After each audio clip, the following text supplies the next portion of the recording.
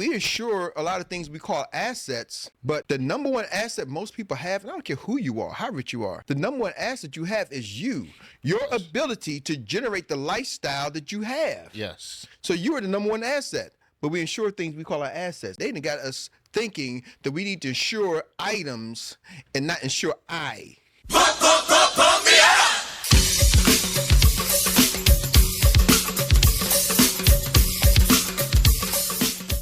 All right, y'all, we're back. Here we go with another amazing episode of Insurance Bros. This is where we take current events and mix it with life insurance. Oh, yeah. I'm your co-host, Erik Robinson, a.k.a. the Soul Motivator, and this is my co-host, Uncle Joc, coming to you live. Woo, Uncle Joc. We got a good one today. Yes, sir. I know I say it's a good one every day, but this one is a barn burner. What we talking about today? Who we talking about today this time? So today, Erik, what we're going to do is we're going to talk about two people who have made an impact in the sports world. Yeah. And the thing is, here's what makes it a little bit different. Most of the time, in most sports, they're male-dominated situations, right? That's true. Very true. But we want to talk about the WNBA, two newest... They already know, Jock. So you said WNBA. The W stands for women, just for y'all to know who don't know. Right. The Women's National Basketball Association. Yes. Who are we talking about? Y'all tell us. We talking about Angel Reese and Caitlyn Clark. Angel Reese and Caitlyn Clark. Yes. Oh, my goodness. Yes. Oh, man. For the last year, I mean, every network, every freaking news outlet, it's almost like they're up there with all the trending news. Oh, my goodness. They are the news. They are. You know, and it's, Jock, I'm going to go back. It's been more than just a year. It's been going back to like 3 years when they was in, when they played it and Caitlyn Clark did that move. You realize that was just last year? No, that was 2 years ago. It was 23. No, it was 22 when they won the championship. LSU won. Then they came back again, but it happened the first time. Oh, that was the first year. That was the year that Caitlyn, they won. Angel Reese won. Won the first year. They won the championship. LSU won the first year championship. Then now people jumped on the bandwagon after that, but people didn't really know who they were until that happened because Caitlyn Clark went and did this to the other girl, like, you can't see me, that John Cena. Right. And then the next game, Angel Reese was like, oh, we playing y'all, because she did that to South Carolina. She did that, and she did this. She was like, you can't see me.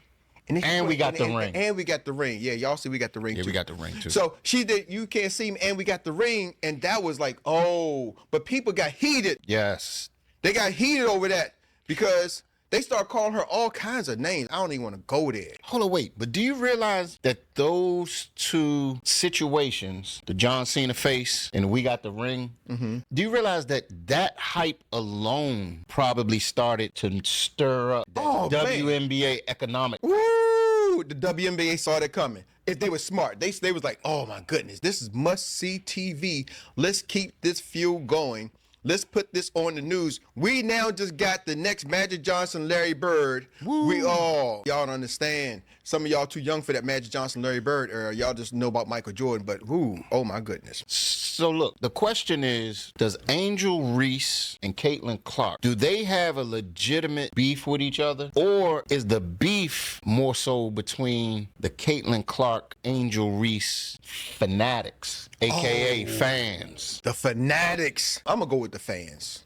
I think so too. I'm going to go with the fans because it's almost like if people didn't know that you was an African-American male, they may say, hey, it's a black and white thing, right? Because some people may say, okay, Erik, how's Jacques talking about y'all? It's a black and white thing. I think Angel Reese and Caitlyn Clark is a black and white thing. I wasn't taking a shot at the light-skinned brothers, but I'm just saying, I think it's the fans. And then sometimes it becomes beyond black and white. It can become LSU versus Caitlyn Clark in Iowa. Now it's the Chicago, Indiana. Some people didn't even know Indiana had a professional women's team. Right. Now they're like, oh, they not in the playoffs. We ain't watching no more. Indiana Fever's out. I ain't watching WNBA no more. I'm like, dude, you wasn't watching WNBA any before. So wait, so look, let's take it back. Let's go back and let's talk about women's basketball. Let's talk about women's basketball. WNBA, y'all send me some sponsorships so we can get a new mic man. Well, anyway. Look, I'm going NCAA. Oh, go back. Let's go back because me and you got to witness probably one of the best women's basketball games like ever. That was one of the best I'm ones. talking about that could be men and women. That was one of the best basketball games ever. And we're talking about the Virginia-Maryland game. Yes. When Virginia was like number 1, Maryland was like number 2. Dawn Staley was playing. Oh my goodness, at the Coalfield House. Man, it was electric. It was electric. What's the statute of limitations? Because we didn't have tickets. We snuck in the game. We did. We didn't have no clue it was gonna be like that. That was like one of the first women's basketball game ever. I'm like, oh my goodness, what have I been missing? So hold up, I gotta come clean since you already revealed it. So we had a cheat code. We would go up to University of Maryland, and it was an easy cheat code. You remember what the cheat code was? Yeah, just check the door. Just go up and check on every door, and we always found one. Always found one and like walked in. Now hold on, just so y'all know, so we're going back 30 years ago. We erased the cheat code. We now got new hack codes. We show y'all how to hack your finances and expedite your finances. You just got to know what door to open. Gotta know what door to open. See, Jacques, it goes back because we was always opening doors. We've been opening doors for years and coming into things, and now we're showing people how to open the right door in the financial services with life insurance. This is something that people don't understand. So I know some of y'all go like, okay, Insurance Bros, let's get back to Dawn Staley. And let's get back to Angel. You know, it's funny because Dawn Staley is now still a major impact as a coach. In the WNBA. Yeah, coaching in South Carolina, and some of her players, and that game is heated. But going back to what you said, Angel Reese and Caitlyn Clark, is it the fans? What's your take? You think it's the fans, or you think they actually got beef? Well, first, type in the chat. Let us know what you're thinking. Let us know whether you think it's the fans or if they have a legitimate beef. Or, since I'm in the entertainment business, sometimes entertainment is scripted or could be scripted. Now, most people are going to probably disagree or take that one off the table. Yeah. But you know, here's the thing. There's a show on Netflix, they got it called The Money Game, when they were talking about LSU was one of the first colleges to adapt this NIL, which is the name, image, and likeness, where college athletes can now get paid off of their name, image, and likeness. Because before they couldn't, right? And it's funny because I got a son who was a college athlete, gone through the years, and he couldn't get paid off of anything he did. Okay. He's now a business partner, and he's now showing people how to set up their own NIL for college athletes. Come holler at your boys. He's showing them how to set up their own NIL deals using life insurance. Oh my goodness, I can't. We ain't even supposed to go there yet. He's showing them how to create a situation, starting their own businesses. Hold up, pump the brakes. Let's go back a little bit so we can bring them up to speed for the ones that may not know. Okay. How all this ties in. So let's go back first to the Maryland game. Yeah. Okay. The Maryland game was off the chain. The reason I'm even bringing that up because that was the biggest women's turnout and support of basketball that I had physically. It was probably one of the biggest ever. I think I'm gonna go on the record. I don't have the stats, but I think it's probably one of the biggest turnouts ever. It was a record turnout for the Coalfield House at the University of Maryland. So just so you know, and it's made that building ain't even there no more. So I think it's one of the biggest turnouts ever in women's sports. Yes, and the reason that I'm bringing that up is because that was 30 years ago. Since then, they came up with a league, WNBA. Yep, because the league wasn't even out yet. In the league, back then it wasn't out. So they came up with the league, and the WNBA was birthed. Yeah. Had you gone to any WNBA games? Have you gone to any? I think I went to one WNBA game so far. How long ago? Gosh, I can't even remember. It was a Washington Mystics game. I can't even remember the game. I don't even remember who they played, to be honest with you. So I want to paint a picture for y'all. Ride shotgun with me, right? I'm riding. So when you went to the game, do you remember where it was played? It wasn't at the USA. It wasn't at the Capital One Arena where the Wizards played. It was at a smaller arena? It was at a small arena. And if I get the lean, I got to get my shotgun. I got to get a cup. This guy. There we go. So it was in a smaller arena. Yep. Now, when you went to that smaller arena, if you were to throw up a number, how many people would you say the Capital One Arena or whatever holds? Capital One probably holds a little bit over maybe 35,000 people, 35 to 40,000. I think somewhere between 28 to 38,000, something like that. That's what Capital One holds. The arena that they played in, how many people do you think it held? Probably maxes out like around 5,000. At that game, probably had maybe 2,500, maybe 4,000 people. So it was a lot lower number than at the NBA game. Oh, it didn't even compare. So fast forward. Popcorn was the same price though. Fast forward about 16, 17 years, up to date. Yep. Last year, 2 years ago, WNBA, the support, spectatorship, tickets being sold, viewership. We can say that the WNBA probably prior to 2023 was on life support. Would you say?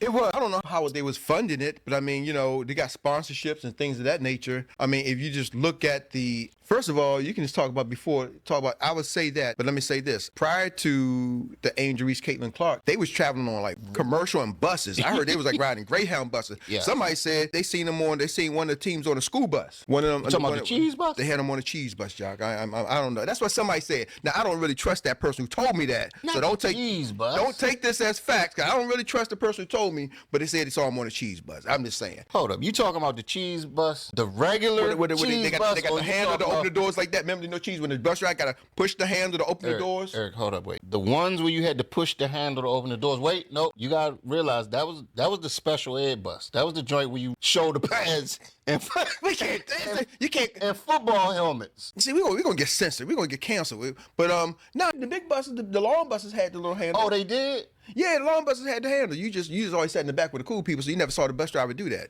I was up front with the birds, so I seen the bus driver do that. I got into on the back. I used to hop in through the back door. You hopped in through the back where you lift the little handle up. So let's paint this picture. Just a little over a year ago, 2 college superstars entered the WNBA and totally reconfigured the economic structure of the WNBA.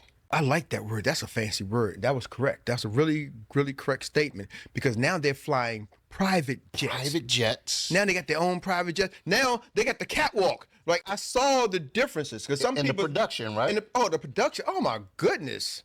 See, a lot of people don't realize you being an entertainer, you understand production. You played at big venues and smaller venues, and depending upon the venue, can you tell the level of production when you go in there, Jacques, as an entertainer? Absolutely. Absolutely. As a matter of fact, we just did a festival this weekend down in Richmond. And when I tell you, everything was top notch. As soon as we got there, you get escorted. You get, your vehicles get escorted back to the stage. Nobody's back where the stage is. You had food was laid out properly. You had a green room where everybody could chill. The sound system was top notch. Just the whole production itself was a cut above. You know what I mean? Yeah. And you can tell when you're entering a situation when the production is right because you never need you're never going you might need something but somebody's going to be right there to make sure that you're taken care of no matter what it is. So but for the most part they've already thought about the needs that you're going to have. It was pre-thought about. Yeah. Now I'm going to talk about this with insurance because when we say, hey, most people, their production in life ain't top notch. What do you mean? They haven't pre-thought about the needs that they're going to need for the future. What do you mean? Like, I got this fancy little device here. They're not sending me nothing, but the app, if y'all want to sponsor me, I'll mention your name. Maybe we can bleep that out, right? Maybe I do my own bleeps.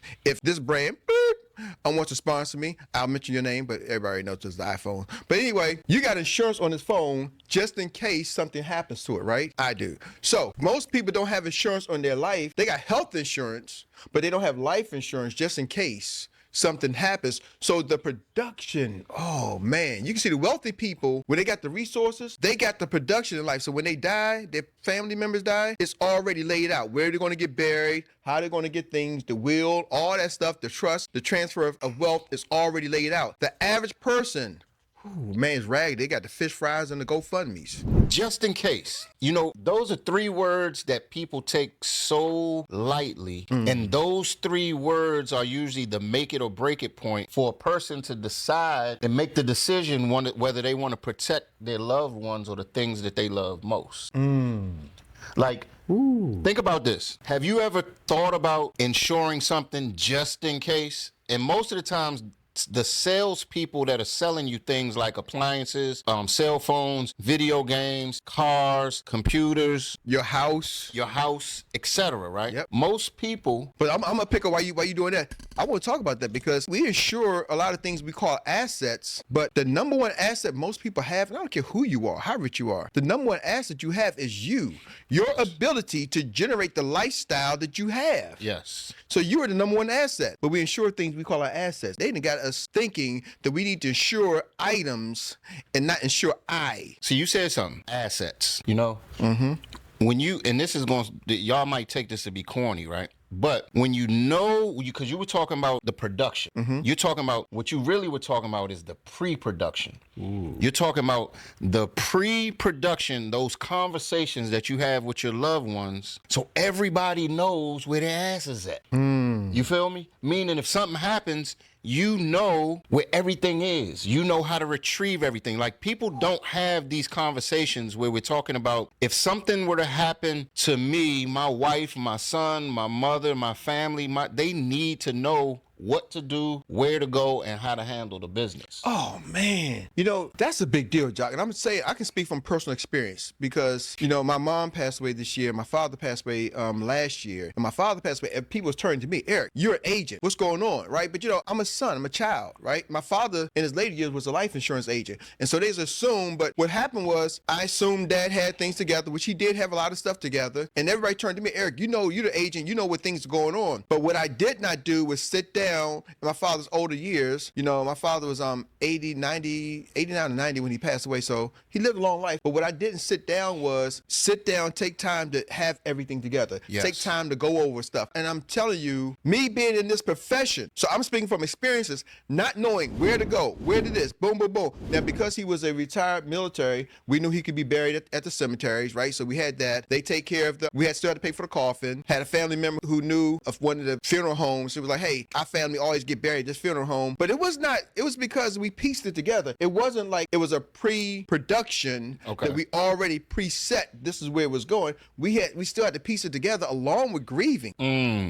That was big because I was in a room. My father took his last breath. He was in the hospital for like 19 days, and we thought he was going to come out like he always did. So I'm grieving, and everybody's turning to me like, Eric, and I'm the younger brother. You got to know what's going on. And I had to just shift gears, but I didn't have things together. Okay. I wish I can't put that on my kids. They got to know. It's got to be written out, y'all. So this is how I want to tie all this together, right? So I want to go back, and then we're going to bring it back to right where we at, right? Yeah. I want to talk. Yeah. Let's like, because you got me all thinking, Rittman, it's all the sad thing. So let's talk. No, we good. Okay, we good. So when you were talking about the pre-production, when people know what's about to happen, you can prepare for it. Yes. So we're talking about WNBA and we're talking about life insurance. When people know what's about to happen, you can prepare for it. That was the show, going back to the Caitlyn Clark, Angel Reese, with the NIL deals, Angel Reese was able to capitalize on it because LSU, they seen this coming and they was prepared. And it was with this one young lady, she said, they was in a meeting talking about this NIL is going to come, the NCAA may pass this law, what should we do? And everybody was backed off of it. They're like, I ain't want to touch it. She's like, I'll take it.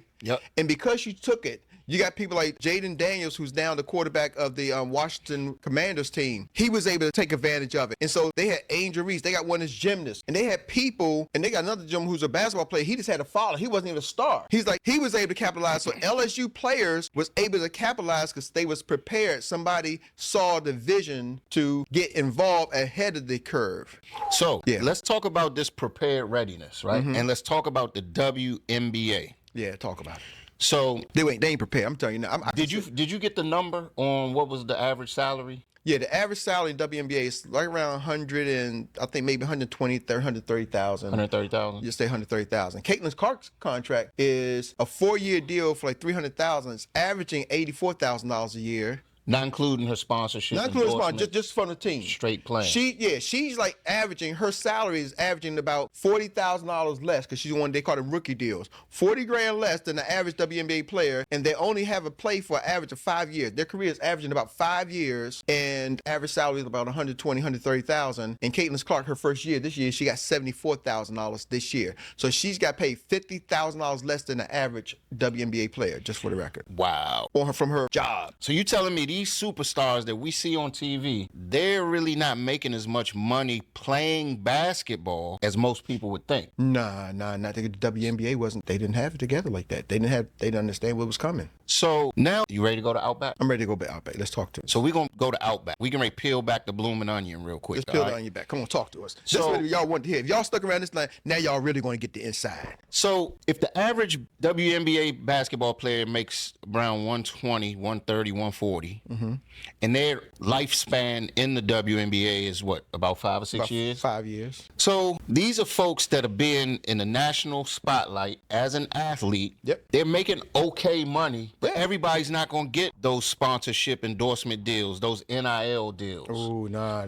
Some of these players, you don't know who they are. Exactly. And so what happens is, if you're not a Caitlyn Clark, if you're not an Angel Reese, because see, what we did is we decided we weren't going to come on this show and talk about who's better. because that's not what we're talking about. That's not what we're talking about. Although I'm an Angel Reese fan because Angel Reese has broken some records that's not just rookie records. She came out broke this rebound record. She broke the most double games in the history of the NBA. Not to mention Angel Reese is from the DMV area. Well, she's from Baltimore. We're gonna let her slide. But my son went to her school, St. Francis Academy. So her and my son went to the same school. Then she went to Maryland. I'm a Maryland Terp alumni. So before she transferred to LSU. So I'm pro Angel Reese, but I'm not saying I hate Caitlyn. I'm just pro Angel. I'm pro Angel Reese, especially when they first came out of college. But I never watched Angel Reese or Caitlyn Clark. Oh, really? Until realistically about 2 months ago. And all I got to say, for me, Caitlyn Clark, anybody remember watching the name Jason Williams? Mm-hmm. He's called White Chocolate. White Chocolate. That's Caitlyn Clark. Let me tell you something.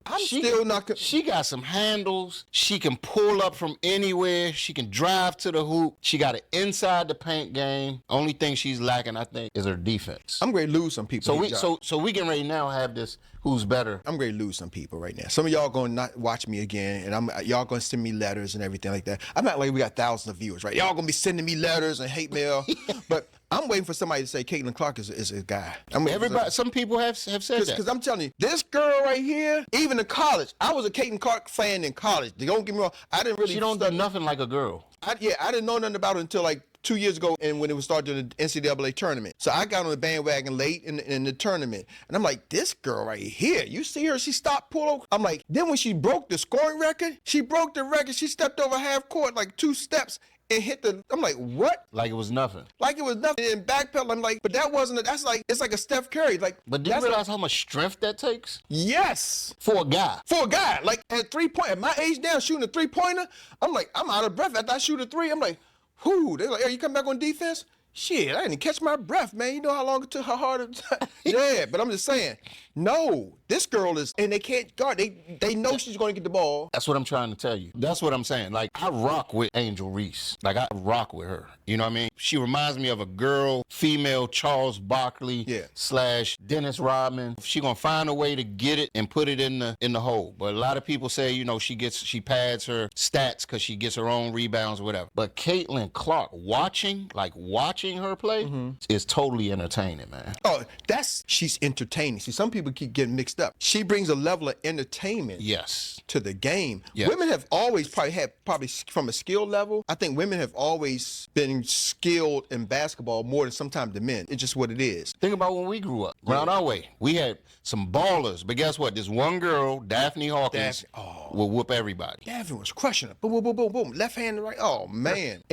But they've always been skilled. I don't know how or why, but Caitlyn brings a level of entertainment that's just not out there. We got so much more. So this is what we're going to do. That's what I was going to say. We only got about 30 seconds left of this. Is that okay? Yeah. So now y'all going to have to hit the like and subscribe button and come back to part 2, Insurance Bros. You know what it is. Get ready. This time get your popcorn. And you might want to bring your pen and paper because we're going to drop some nuggets on you. It's going to blow your mind. Yes, we're going to go a little deep on this. So we signing off for the first half. This is first half. This is only a bathroom break. Bathroom break. It's a timeout. We out.